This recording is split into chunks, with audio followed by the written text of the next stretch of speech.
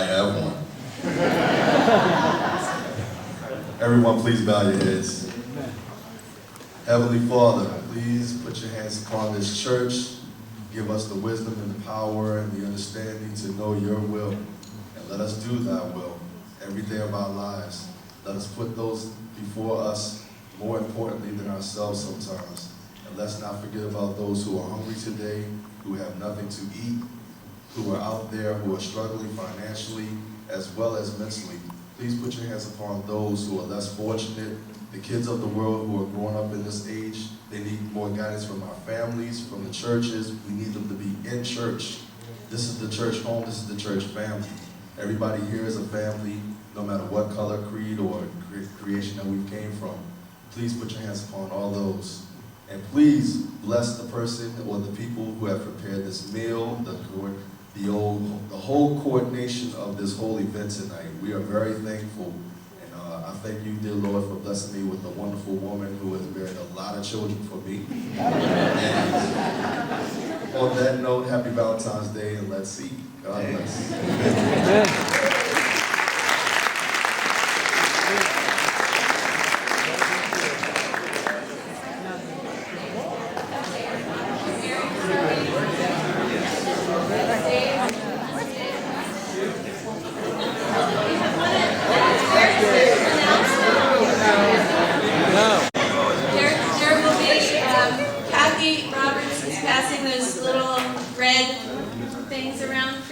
If you could please put your name on those, they're for the dinner gift certificates that we're going to give away. So make sure you get your name in the basket.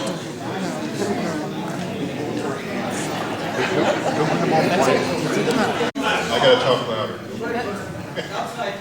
All right. We'll be quick.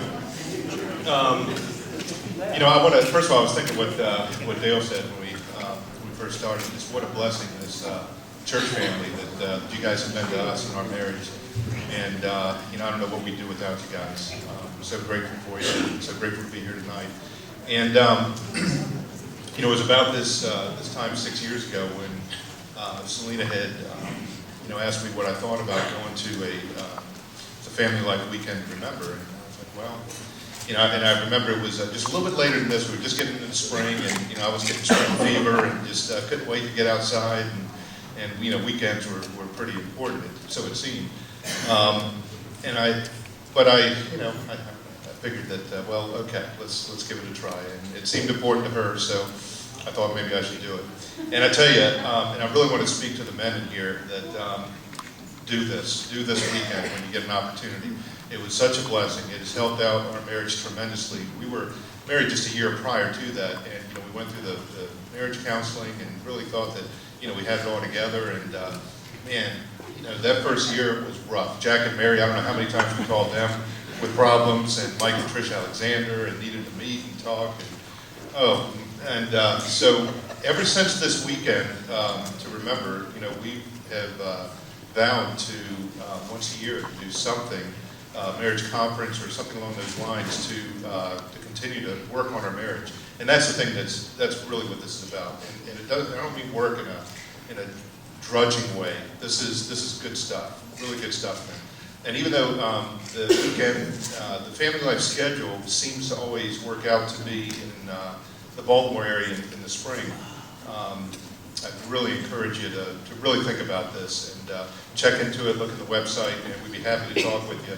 I know several of you out there have been to this before, and with that, I want to let Selena talk a little bit more about the details.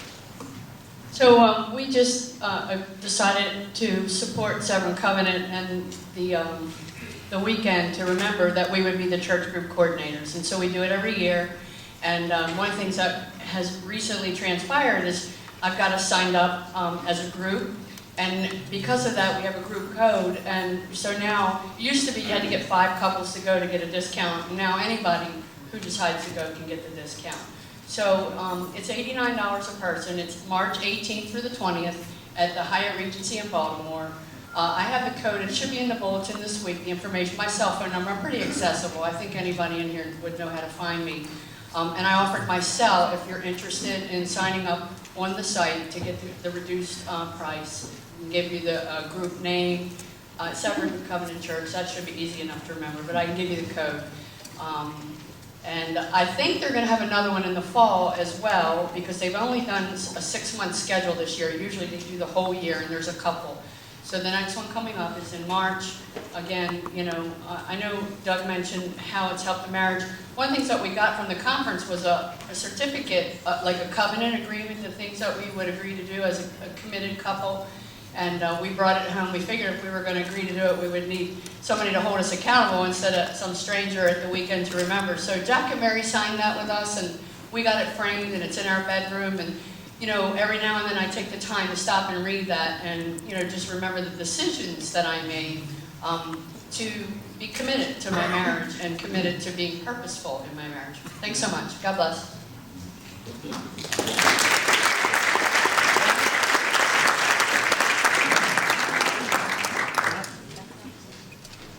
Hello. Hello. How are you all?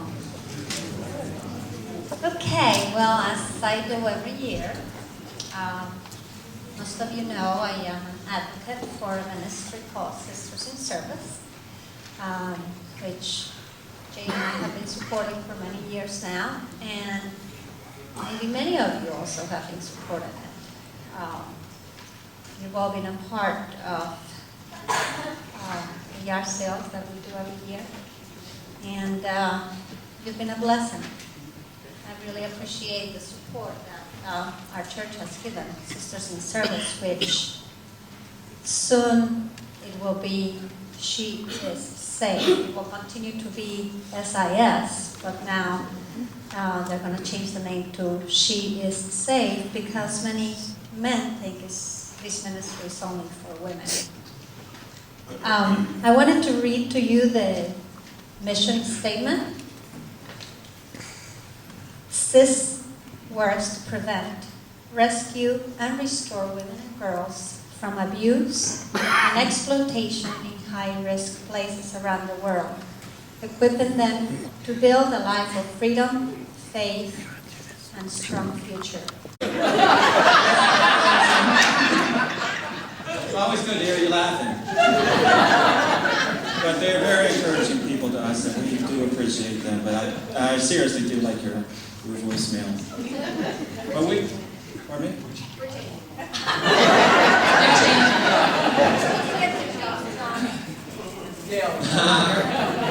At least your kids aren't here this time and say, they're making fun of my parents again. But anyway, we're here to celebrate love. And what goes with love? Love and marriage, love and marriage goes together like a horse and So we don't want to play that whole game where everybody stands up and sits down. But we do want to honor anybody that's been married 50 years or more. If you would stand up so we can acknowledge you. 50 years or more. 50 years or more.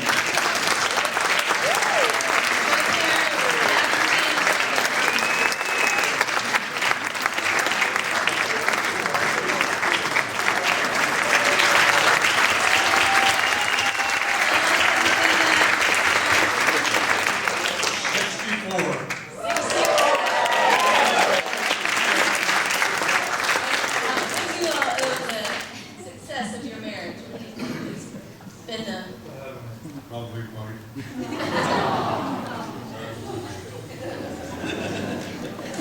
I would ask my mother, but she It helps to have good kids too, right? I was going to go 60, but, and then 70. Just wiggle your nose if you get something else. Sorry,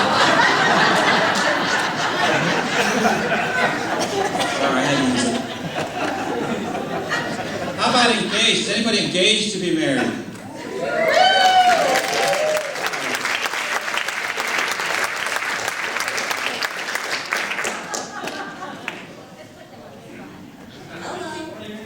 Donna. And Rob. Tinkerman.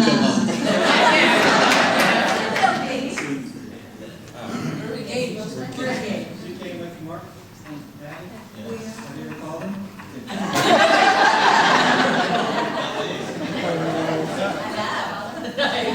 When are you getting married?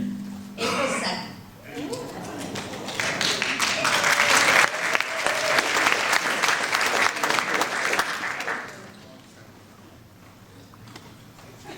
When are you guys getting married, Lauren? This is Lauren. These are like the guests of honor tonight. Pastor Jack and Mother Mary are very crazy about their grandkids. And Lauren is there first. I can't keep track of how many they have, but they really love them. They're all kind of, the three of them, they could, three homes, they could probably hit each other with a rock. I'm sure James and Owen have tried. But when are you guys getting married? June 5th. June 5th. Where? Where's the reception? It's going to be in Baltimore. It's going to have to be a big place, because I checked Facebook the other day. Lauren has 777 friends. Stephen has, I think, last time I looked, 310 friends. I don't think I've met 777 people in my entire life. But it's going to be a good party, and I'm looking forward to it. And just what I'm getting, I heard they were registered to the U.S. Department of Treasury. Plenty to choose from. What are you looking most forward to, Lauren? What's that? What are you looking most forward to? Being married to a wonderful man. I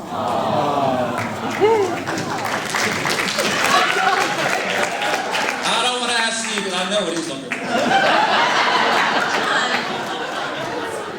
And from what I hear from the premarital counseling, Mother Mary encourages it. You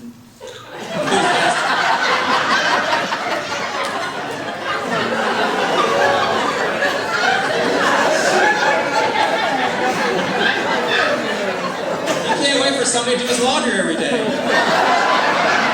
I want to be excited about that.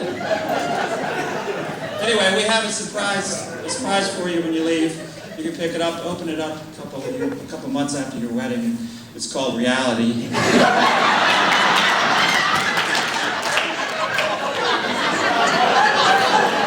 go from you complete me. You never listen to a word I say.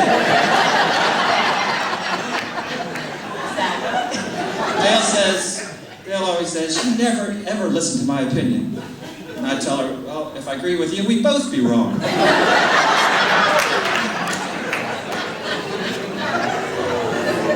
haven't had to look at my notes once. I was kind of nervous. Where are you going next? Are you in trouble?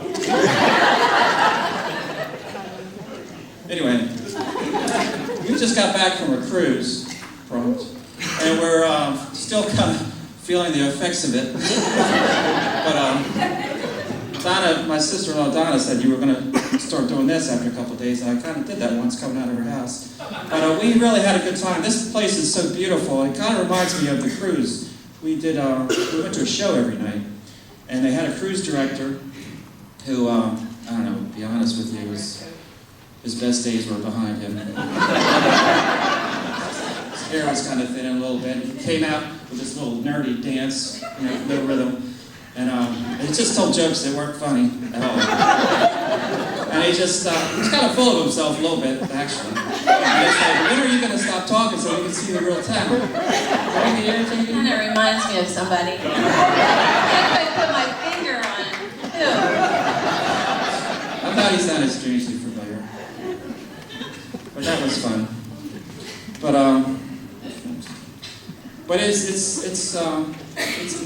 we just had a blast. We went to Key West. I always heard of Key West. Key West is just a really cool place. I wish we could have stayed there longer. We were on this bus, and we were kind of waiting to go somewhere, and the bus driver was just really energetic and keeping everybody entertained and telling jokes and all. We were kind of waiting. This woman came in with her baby, and I heard him say, "That's the ugliest baby I've ever seen." And she just turned all red. She came stomping back to the back, sat down. She was fuming. And she looked at the guy that was sitting in the back with her. She said, that bus driver just insulted me. And he said, well, you know what, this is 21st century. You go up here, you tell him what you think about that. Stand up for yourself. Go ahead, do it. I'll hold your monkey.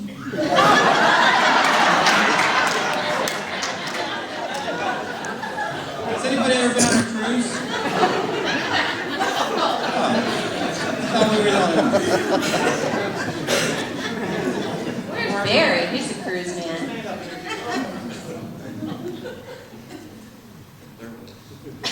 I've got one cruise under my belt. What did you like most about it? Getting off the ship.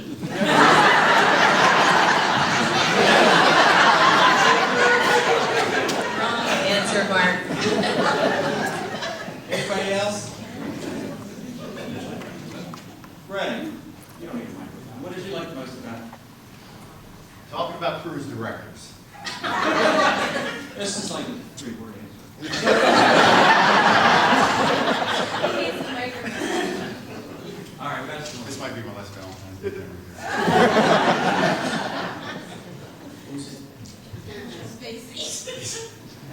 We had a cruise director named Richard Spacey. Nice looking guy, you know, not as quite as nice looking as I am. He's a nice looking guy. And he's dancing around and he's got this like Indian suit on. And his shorts were about up to here, right? So we get the camera back, and the buddy that I was with is looking through the pictures in our camera, and the only thing that you see on this big screen on the camera is Richard Spacey's butt.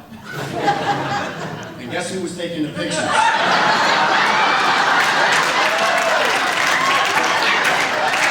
you know what they say? Your eyes, wherever the camera is, that's where your eyes are focused. So you never see your camera. Velma, I can sympathize.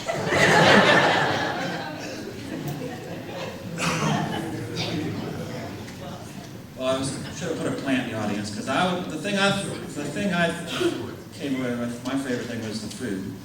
But I mean, anybody ever go to a Chinese buffet? It's like you're no good for 2 days. But this is like all you can eat 3 times a day, 9 days in a row. Little fruity drinks. I guess we're not supposed to tell people that. Little, ice cream, 12 o'clock midnight pizza, and we gained a lot of weight. In fact, I got kind of sick. I don't know if you heard about this cruise. We had a bunch of people that were quarantined in their rooms, and I don't even know, it was some kind of epidemic syndrome disease. So they had a name for it, but I don't know what it was. Coronavirus.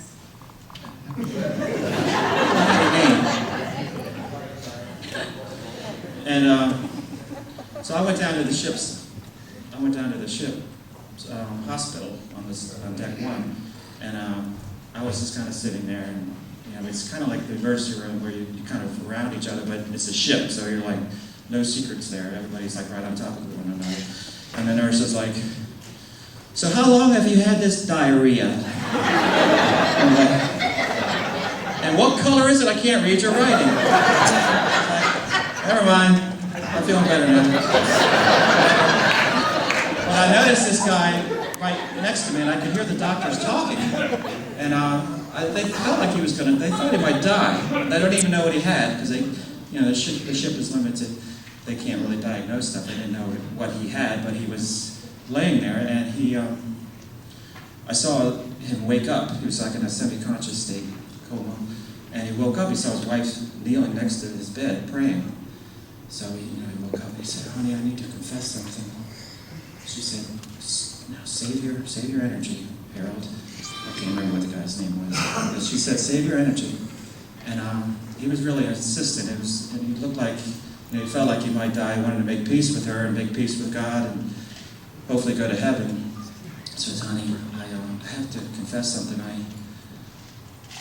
I cheated with the woman in the next cabin.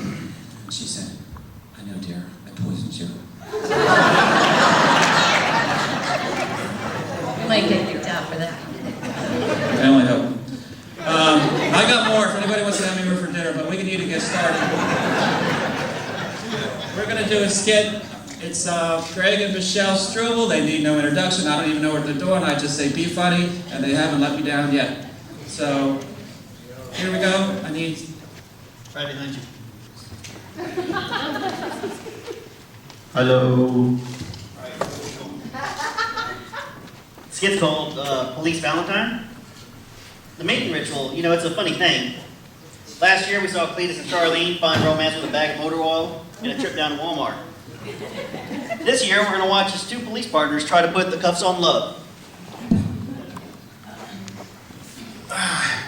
Well, Baker, here we are, Valentine's night, on a stakeout. What are the odds? Oh, man. Well, that's okay. No, really, I mean, we're on a stakeout, undercover, on Valentine's night in a jewelry store. You know, we're looking at this jewelry store. What's up with that? That's kind of weird. But I'll bet that kind of messed up some of your plans, though, huh? Oh, no. Do you know why we were assigned this job? Well, you know, we're always available on Valentine's night for some reason, and their precinct got a couple of tips. Wait! A couple of tips. Yeah, a couple. Why? No reason. A couple. Are you sure? Yeah, a couple of tips. What's up? Look, Baker, we've been partners for 5 years. I know when you're holding back. Give it up. I'm sorry, Sergeant Ford. It was me. I just want to spend Valentine's night with you. What was you? I was one of the tips. Why are you laughing? Baker, I've been wanting to spend Valentine's night with you, too. That was the other tip. So, I guess it seems kind of a waste to miss Valentine's Day, so what do you say we just enjoy it a little bit? Okay. Yeah. Shuffle, shuffle, shuffle. Mysterious noise. Mysterious noise. What? I could have sworn I saw something out there. Huh. See anything? My eyes are getting weird. I must be getting loopy. That's just weird. I didn't see anything, but it is a nice evening, and this is a big stakeout, so I guess you're right. of course I'm right. Oh, what was that? Oh, what? What was what? I know I saw something moving out there. Oh, man, I could have sworn. What? I don't see anything. What? Must be getting old. I could have sworn I saw something moving out there. Well, let's not let this spoil the evening. Ah, yes. The evening. You know, Baker, Valentine's night wouldn't be complete without a kiss, would it? No, it wouldn't. Oh, there he is. I knew it. Stop thief. Freeze your bag! That's done. Go. All right. Great taxi, Sarge.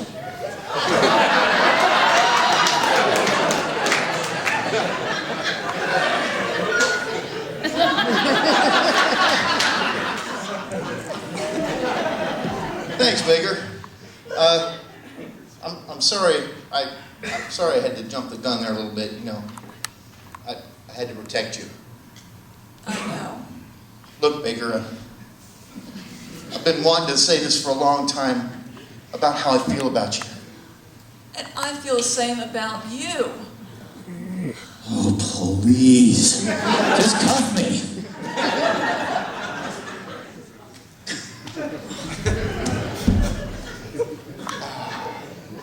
You don't make criminals like you used to. Romance and a bust. This has been the best Valentine's Day ever. Ever.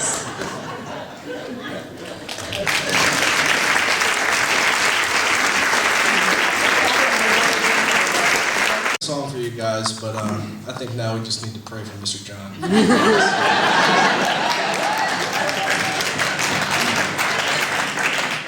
Seriously, when Mr. John asked me to do a song for you guys, I thought, you know, I'm not much of a romantic guy, but this song spoke to me, and I think it'll speak to you guys the same way. So here we go.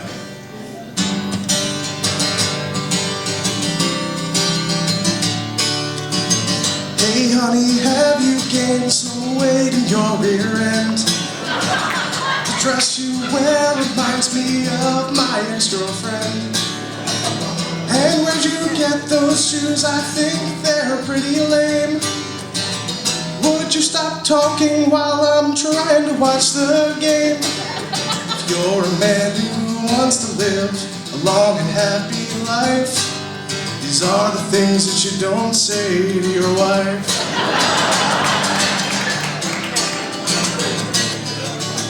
I planned a hunting trip next week on your birthday, right Mike? I didn't ask you, but I knew it'd be okay.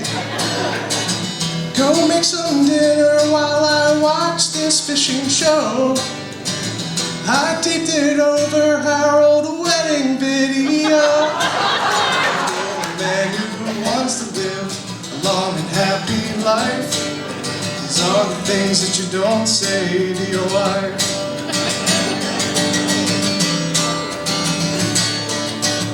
Your cooking is okay, but not like Mother makes.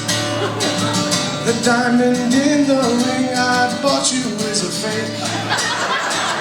Your eyes are puffy, dear, are you feeling ill?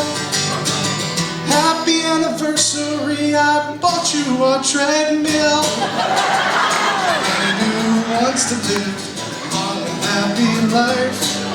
These are the things that you don't say to your wife. If you're a man who wants to live a long and happy life, these are the things that you don't say to your wife.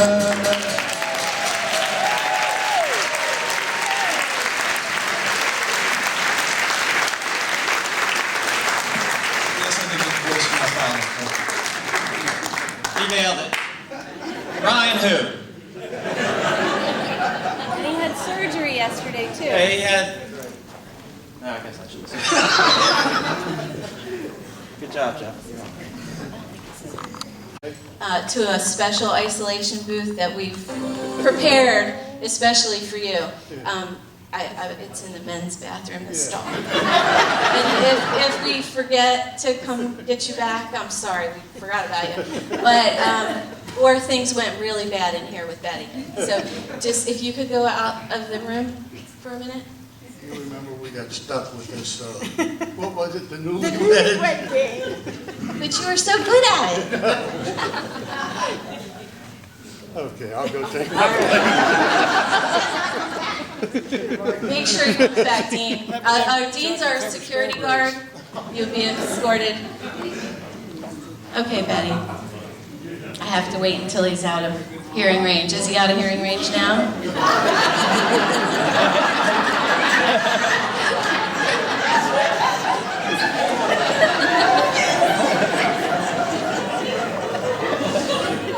Okay, I think that's right.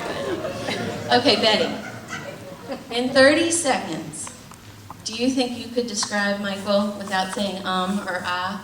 It's okay if she does. Don't attack, because we're still going to let her finish. But do you think you could describe him, what kind of husband he's been, what kind of dad inside, describe him outside? Think you could do that? Maybe. Okay. Does anybody have a second, 30 seconds? 30 seconds. Without saying what now? Scratching your head. Ready? Okay, he's a perseverer. He's dedicated. He's likes to eat. He likes good food. He likes to travel. He likes to come to church. Oh, messed it up. He likes to come to church. She's saying a couple of these things twice. Time. He's a good friend. Okay. What would your physical description be of my physical?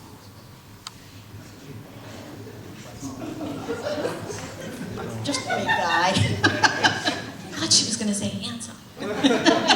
He's handsome, yes. All right, okay. Let's see what Mike has to say. Dean, can you let Mike come in? This is really just a filler. Somebody's supposed to be setting up right now, I think. Yes. Mike says he's busy. He said he's at the chocolate bar. There's stuff playing on the, something up on the stage and something on the steps. Oh, okay. I think it's a badge from the last There's one skit. down here too.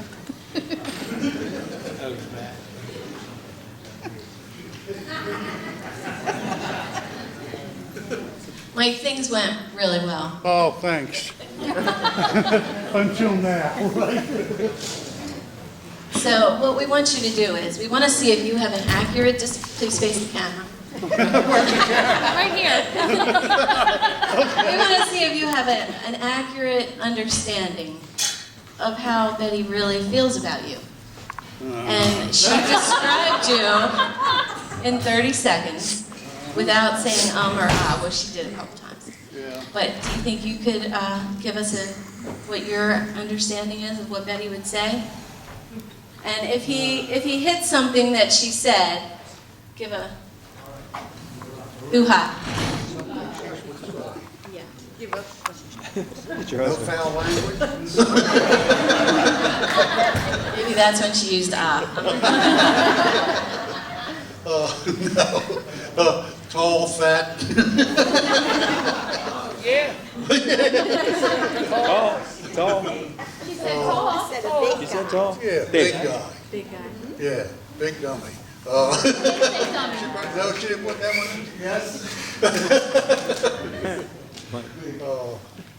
Good Lord. What about your looks? What do you think she said about your looks? Old. What about handsome? Don't you think she said that?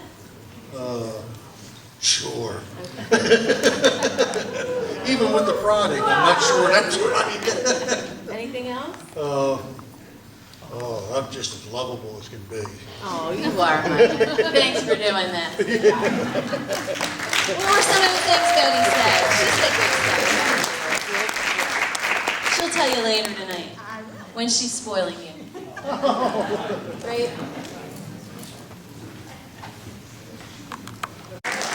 Is everybody having a good time, enjoying themselves? All right, you guys ready to have some fun? Yeah. See some people make a fool of themselves? I don't know, we got some experience over here, so. Okay, so folks, what we have here is a game called Minute to Win It, and I'm sure some of you have probably seen it on TV before. It's a game where you use a combination of different household items, and we come up with different challenges for people to see if they can do it. The object of the game is to do it in a minute. If you make it in a minute, you win it. On the TV show, you win money. Here, you won't be winning money, so sorry to tell you that, guys. Unless anyone would like to volunteer for me. So, by the way, I'm Mike. This is Jane, my lovely co-host. Okay, so I guess we're going to get started. Let's get our three groups of contestants up here. You guys want to come on up? You and your couple. We got Mike and Trish Stewart, Doug and Selena Eldridge. Come on up, guys. And Mike and Kendall Cox.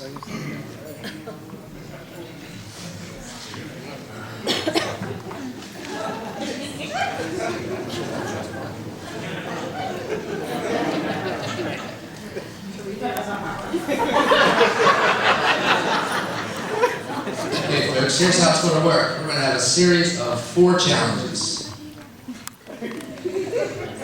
And as you can see, the men are already wearing their somewhat attire. So what we're going to do is we're going to issue points, a point system, and we're going to have 3 points for the fastest person to do it, 2 points for the second fastest, 1 point for the third fastest. And if you don't complete the challenge, you get 30 points. So, the first challenge will be, let's see here, it will be called Junk in the Trunk. And that will be challenged by the men, and then the next one will be by the females. So we have blueprint number 1, which is called Junk in the Trunk again, and here's what you guys gotta do, so pay attention if you've never seen this before. Jump in the trunk. This challenge begins with 8 ping pong balls loaded inside an empty tissue box, attached to the waist directly above the gluteus maximus. By jumping, shaking, bending, wiggling, and even contorting, the contestant must get all 8 balls to exit the box. No hands allowed. Failure to complete this task in 60 seconds may result in elimination. So pretty much, guys, yeah, take a 3-minute off here. And so pretty much, gentlemen, you need to get 8 ping pong balls attached to your rear end or your gluteus maximus, and you need to make sure all 8 balls pop out without touching the ground, without touching your hands on the ground or bending your hands on the ground. And no touching each other, no hands on the box or anything like that. Yeah, so everybody gets to see what kind of dance moves you guys have.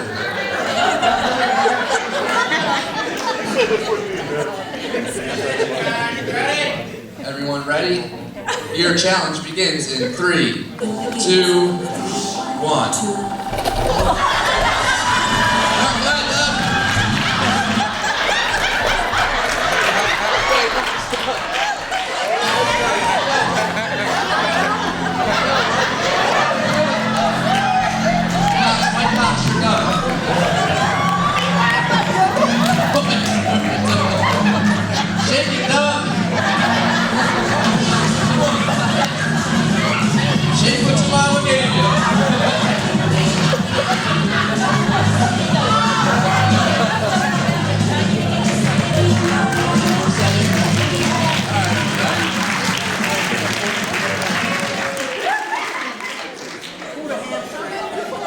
We have an ER, a medic in the room, Mike, hold a hamstring.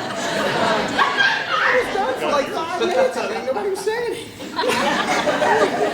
Okay, the first challenge is completed, and I believe Mike was finished first. Stewart was second.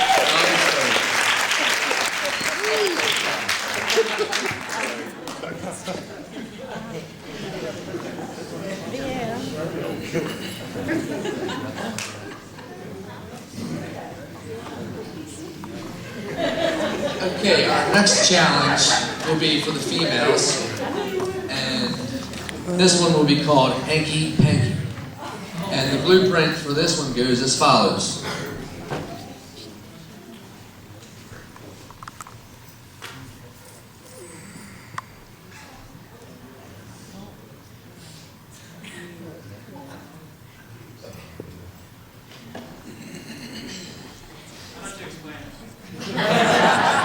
I was getting to that. Actually, it's pretty simple. What we need, what happens here is usually the boxes are attached to the table, but we're a little ghetto in here tonight, so we are going to have one hand on the tissue box, the other hand yanking the tissue out. And what you have to do is, there's 132, I believe, 132, 131. Jane took one out of the joke. Okay, so what you have to do is, you get 60 seconds to yank all these tissues out of the box. So pretty much with one hand, hold it. One hand on the box, the other hand, yank out the tissue. So you get 60, yes, one at a time. You're lucky, I guess. She asked if more than one comes at a time, and I said, you got lucky, I guess. It'll take a jewelry off. She's nervous. Come on, Trey. And your challenge begins. The game begins in 3, 2, 1.